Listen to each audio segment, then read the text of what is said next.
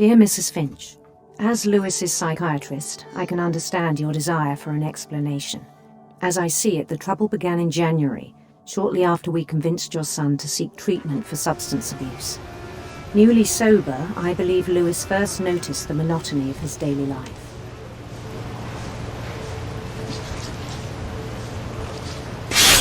He kept working at the cannery.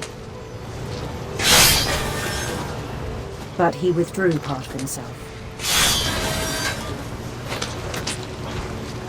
In our sessions, I saw the same behavior.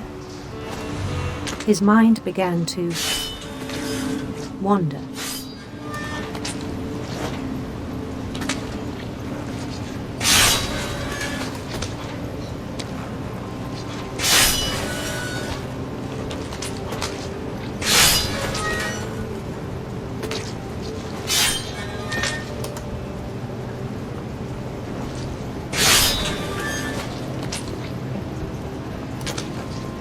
I asked him to describe it. He said he started small,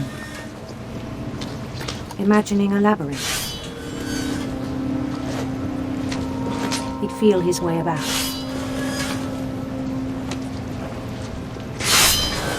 Then something moved. Bats and toads. And things that had not names.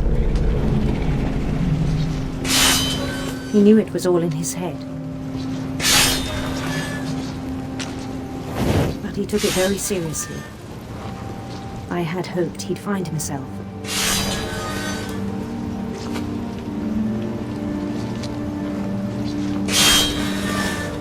But he found something more. I worried about him then, daydreaming at the cannery. I spoke with his boss. But he said Lewis had become a model employee. Methodical, tireless, focused. Like a whole new Lewis. So I let him go on.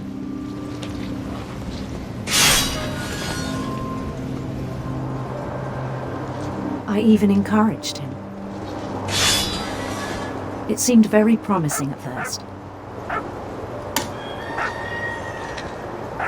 He told me he'd made a new friend.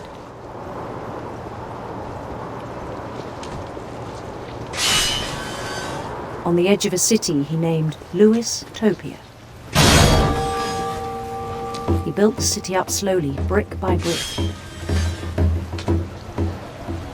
Then he made musicians.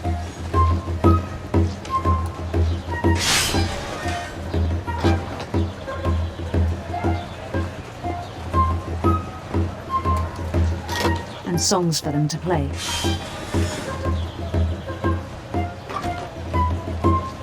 He talked about starting a band. And he was always humming something. Every day his imagination grew stronger.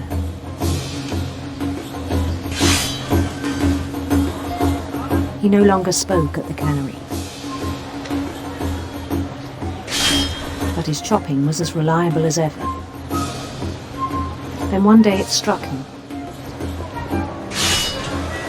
that all the cheering crowds, even the stones under his feet, were all in his imagination. So he could do whatever he wished.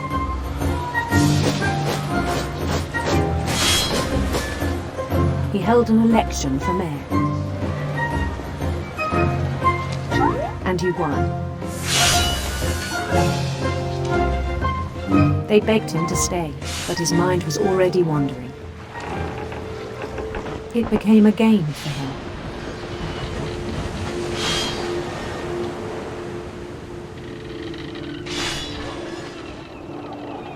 He'd conquer a city, then immediately push on.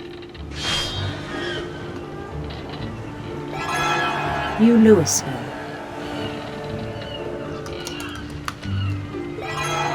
St. Louis.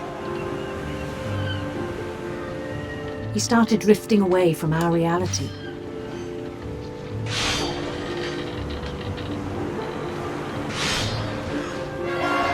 Minneapolis, until one day he forgot to go home from the cannery. Even as his mother pleaded with him, part of Louis kept sailing on.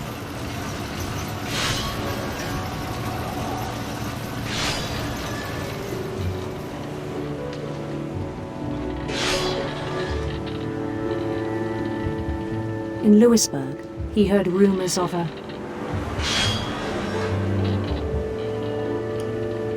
beautiful prince.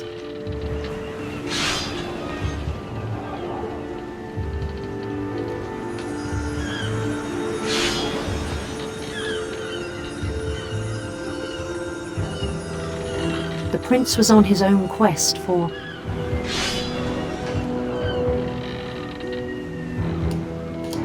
sinister serpents.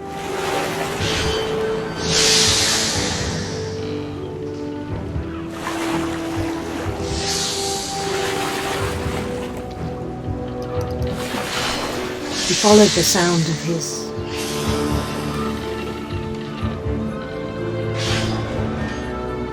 silver harp.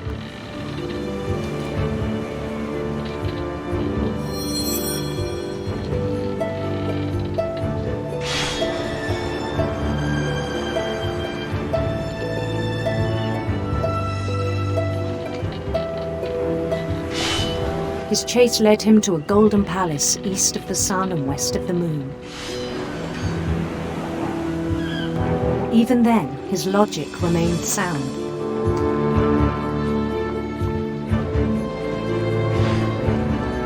He knew the world was all in his imagination.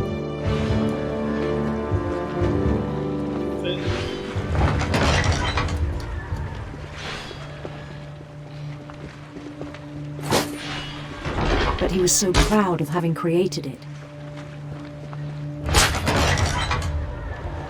In his own eyes, he'd become something greater than a king.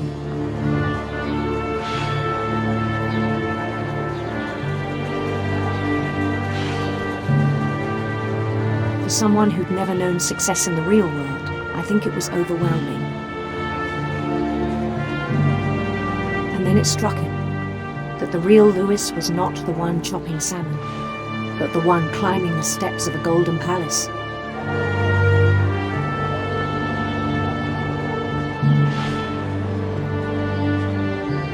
My imagination is as real as my body, he told me. It was hard to argue with him.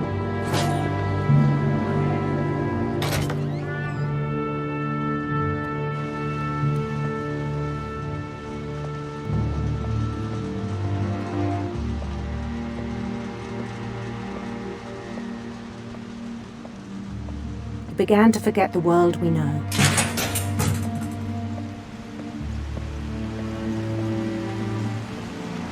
I think it pained him to remember Louis, the cannery worker.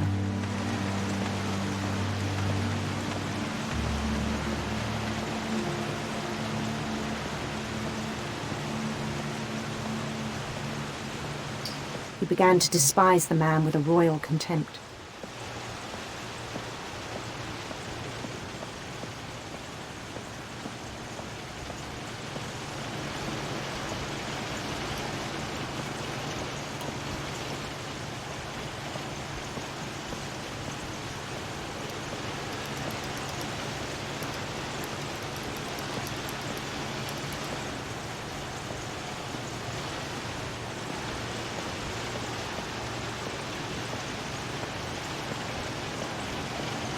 I still thought I could save him. Even after he said he was being crowned king over all the lands of wonder. The palace would be packed with his companions.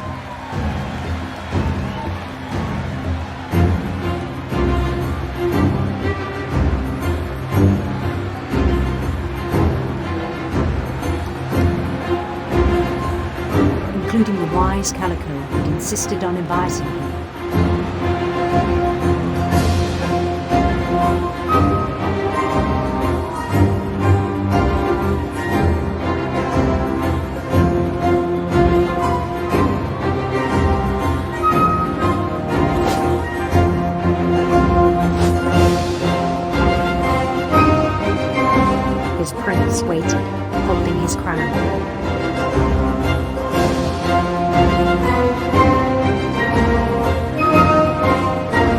one thing left to do.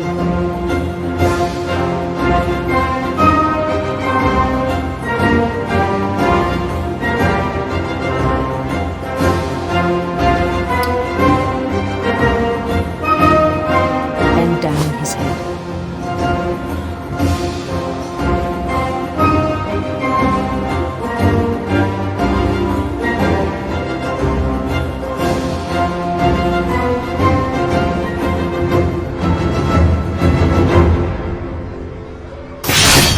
And the rest I think you know. Mrs. Finch, your son was a kind man who will be missed by all of us who knew him.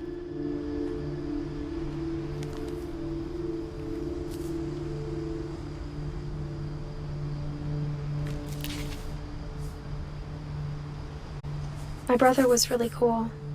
I wish you could have met him.